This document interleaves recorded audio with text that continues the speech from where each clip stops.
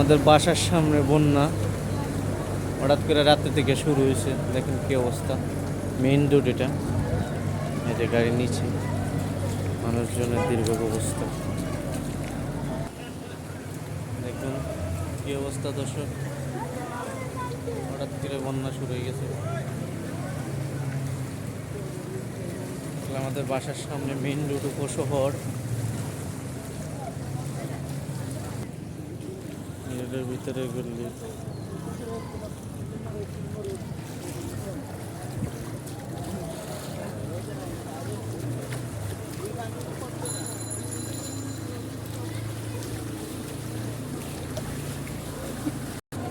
নিচতলার অবস্থা হলো বাসা,